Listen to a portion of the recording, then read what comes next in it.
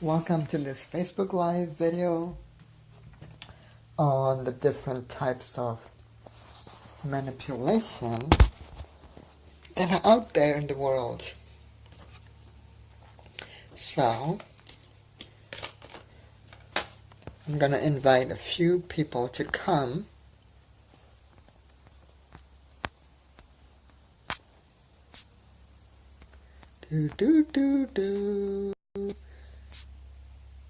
Lovers don't finally meet somewhere. They are in each other all along. Woohoo.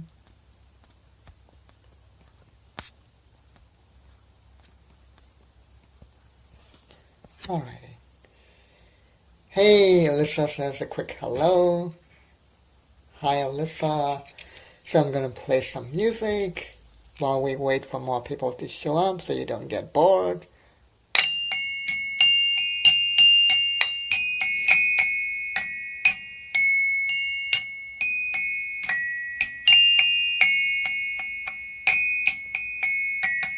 Okay.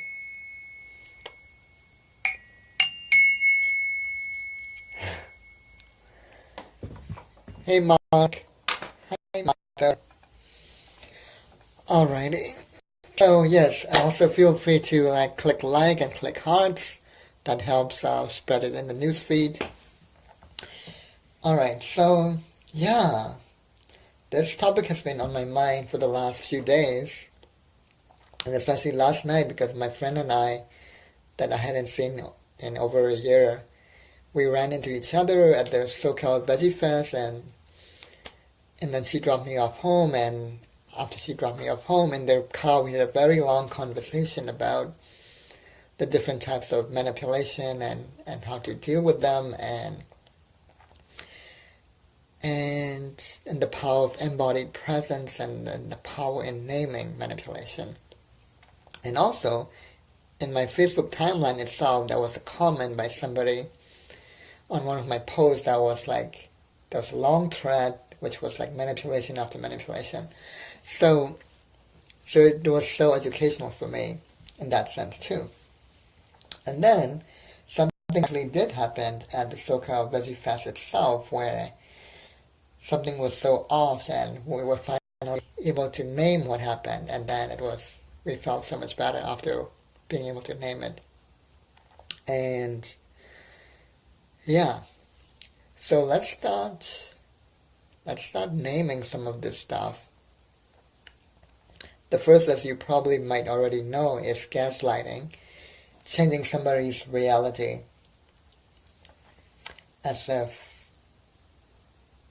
and making them feel like either they're crazy or they're lying. And it comes from a 1944 movie, that's where the term comes from, called Gaslight, where this man kept turning on the gaslight on and off, and he was trying to drive his wife crazy, and every time, she made a comment about that. She was like, "Hey, why did you turn off the gaslight?" He'd be like, "What? What gaslight? Like, I didn't turn it off. Like, it didn't turn off." So that's gaslighting, where you literally driving people crazy. And a lot of spiritual bypassing in the spiritual community has elements of gaslighting, where you're told that the world is an illusion, you're the only person that exists in the world, it's all you, and you're just dreaming all this, etc., etc. So, or even like you create your own reality, all of that. Now, the next is called concern trolling. Concern trolling is when you pretend to be concerned about somebody to make a point. So in reality, you don't really give a fuck about this person. You're not really concerned. That's why it's called concern trolling. The next is related to concern trolling is unsolicited coaching or weaponized coaching of you without your consent. where you didn't ask for any coaching, and this person in coaching as a weapon to make a point. So that's called weaponized coaching. And surprisingly, there's a whole lot of coaches and healers to that, which is shocking enough. The person who did this on my timeline was actually a trauma coach, which makes it even more scary. So the next is called the bait and switch. And we actually experienced this yesterday at the SoCal Veggie Fest. Me and my friend Edna, we were just hanging out and talking, and then this person comes in, and she didn't even say hi, and she started making conversation, and she had this bumblebee little wings behind her, and she mentioned something about being lonely and stuff, and not having friends. Anyways, and we genuinely thought she just wanted to make friends. And then she was like, "Oh, I have these little chips with these lucky numbers. You can play a game with me." So we played the game, and then she was like, "Well, you got the number 1, she got the number 3, so she gets 3 nights with us, and then 1 night with us." I was like, "What?" And it turns out she was trying to sell us timeshares at a hotel. And so I felt betrayed, and because it was a bait and switch. And so that's known as the bait and switch. And then there's also derailment, distraction, where you try to change the subject and derail the conversation into something else. And people use logical fallacies like ad hominems and loaded questions for that sort of stuff. So ad hominem is when you cannot argue the point, so you try to attack the person's character. Like, this person is X, this person's an asshole, therefore X is wrong. And that's an ad hominem. The next is a loaded question. A loaded question is a question asked in such a way that the only way to answer the question is to make it look like you're wrong. Similar to loaded question is backing the question as well. Now, is all this making sense so far? Hi, Mark and John and Martha. And I specifically tagged Carla and Becky because they specifically said they wanted to be informed. Alrighty. Let me know if you have any questions or comments. Okay, so I'm going to go on. Now, how do you deal with some of this stuff? Along these lines, there's also something called normalized politeness, where we've been programmed into being nice rather than being real and kind. And people can take advantage of that too. And so how do you deal with stuff like that online as well as in person? Online is by being able to recognize it and name it and ask them to stop. So that's how you deal it online. And then if they don't stop, you block them, right? So in person, there are things like commanding presence, give and remove attention with purpose to deal with that. An example of this, I have a story of this guy. This was back when I was living in Santa Ana 2 years ago, and I was doing my Uzazu movement practices in the park, and then this guy comes along, and then he asked me the question, "What are you doing?" And he didn't even say hi. And people have been curious about what I do before, but I know the difference between curiosity and intrusion. So, and then he started, escalating into where do you live? And I was like, I wasn't going to answer that question, right? And then he started becoming more intrusive. And then eventually he started asking questions like, do you have a husband? Stuff like that. And that's when I turned around and said, you need to leave right now. And then he tried to take advantage of my normalized politeness by asking the question, what, you don't like me? Or like, you don't like me anymore? And I just looked at him and I said, with total commanding presence, I said, either you leave or I leave. And finally he said, okay, I'll leave, and he left. And by this time, I had learned the energetics of martial arts, so that's how I was able to like redirect and hold my ground. In the past, I wasn't able to like stop this sort of behavior. So this is why I say that learning martial arts will, protect you from harm far more than New Age philosophy ever will. And later on, I actually learned actual martial arts called Silat from a guy who's hired by governments around the world to actually train their prison guards. And it's designed to knock people off really quickly, rather than the long, drawn-out fights like in the movies. It was not like the movies at all. So, yeah. And being able to like carry yourself in a way where you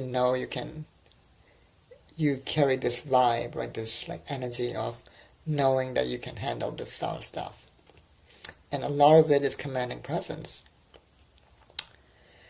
Like another time I had this guy being really drunk and harassing the men and like harassing the women, and eventually I just stopped dancing and just turned around and stared at him straight into the eyes with commanding presence, and he backed away. And he was like a lot bigger than me. So manipulation has so many different forms. Hey Yannick.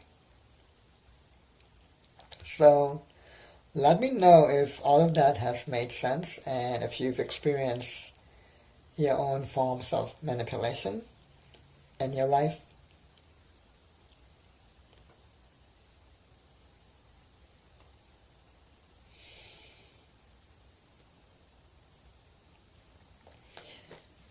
Another form of manipulation is called infantilizing, where you it's like pretending to be like a parent and making the other person look like a child. And that's also related to concern trolling and weaponized coaching. Using coaching without consent or permission as a weapon.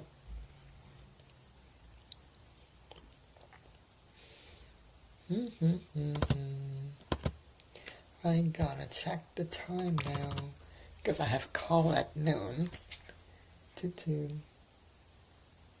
Okay.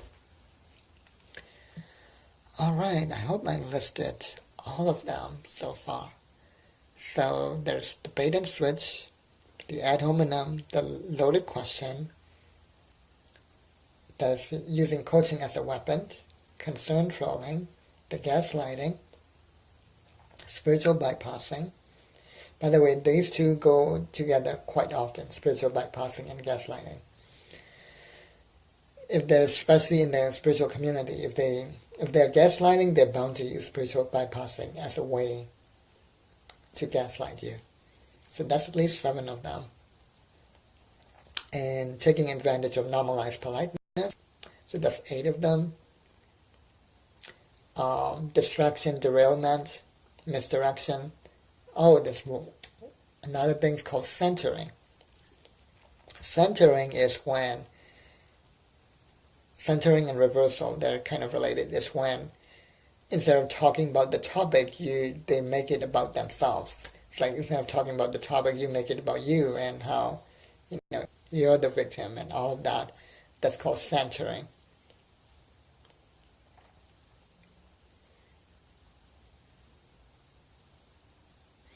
Yeah. Like this person who commented on one of my Facebook posts, she was like, it looks to me like you're in pain, like, how is that serving you?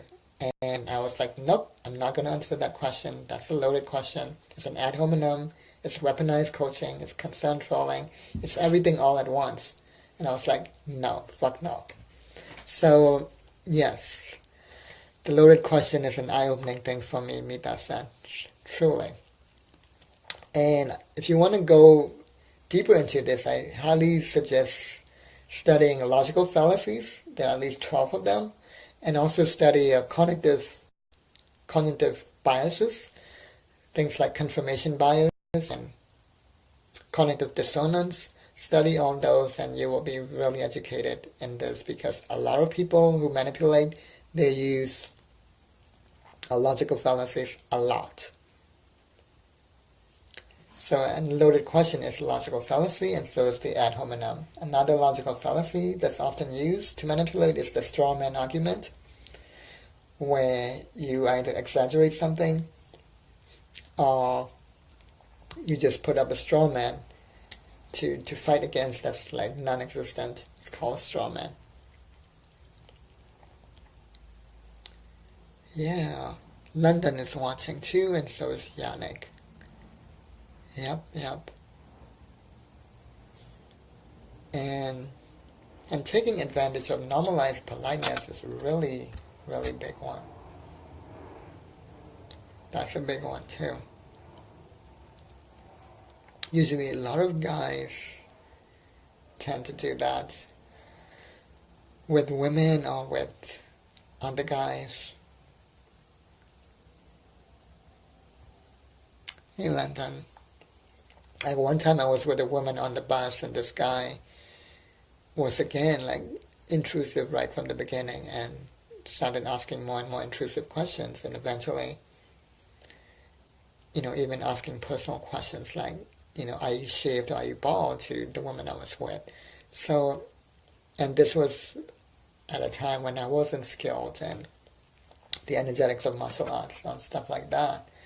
So I somehow ended up not saying anything, and the next day, although she said something like, why does it even matter?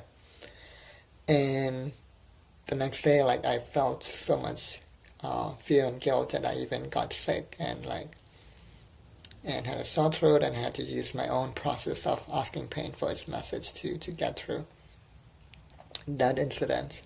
So, yeah, this sort of thing can like fuck up so many people, not just the people in your vicinity when you use all these types of manipulation.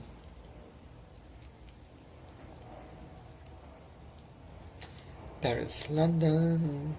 Who else is watching? Yannick.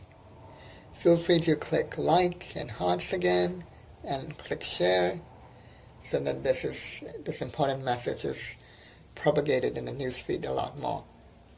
And then one of the ways of being able to detect is to take up a yoga practice or some other movement practice like qigong, do a lot of squats, things that get you into your body, and so that you have more embodied presence. And also like spread your arms out every day and feel the embodied energy around you, and the awareness, so that you have more and more commanding presence.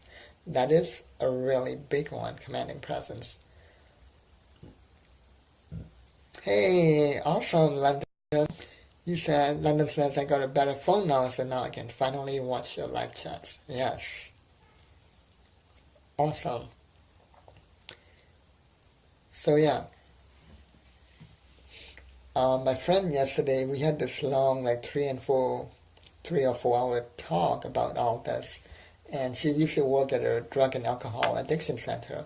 And the CEO who managed this, was so good at reading people that he could tell within seconds that person's darkest secrets. Like, for example, her ex at the time, like when, in fact, like when he first met her, like, within seconds of meeting her, he looked at her and said, so like, when are you gonna break up with him? And like, first of all, she never told him she had a boyfriend, and just he just knew. And that's the power of embodied presence. And so finally, and this was when she was having trouble with him, she finally had her ex meet up with him, and her ex was like, hi, with this beautiful smile on his face, and yet, like, he just knew. So the next day he called her and said, the guy has like two people. He's like happy one moment and has a whole lot of unprocessed anger, which turned out to be true.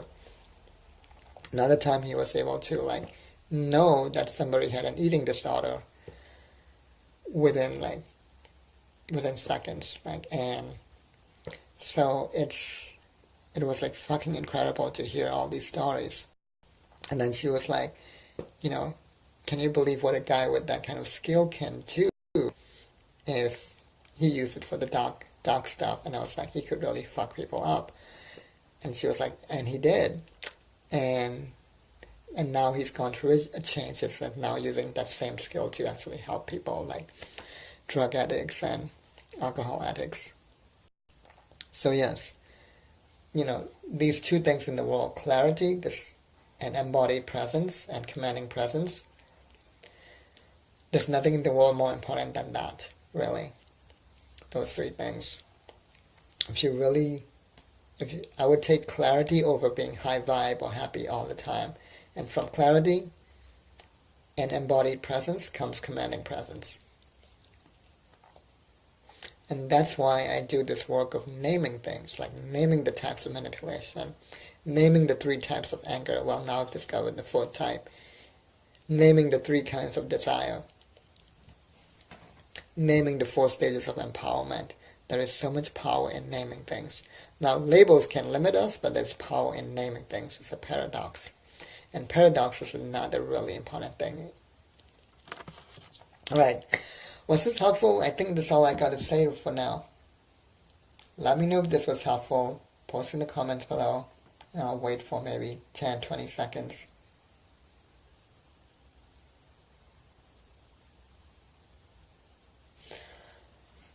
Alright, thank you so much. Have a wonderful day. Bye.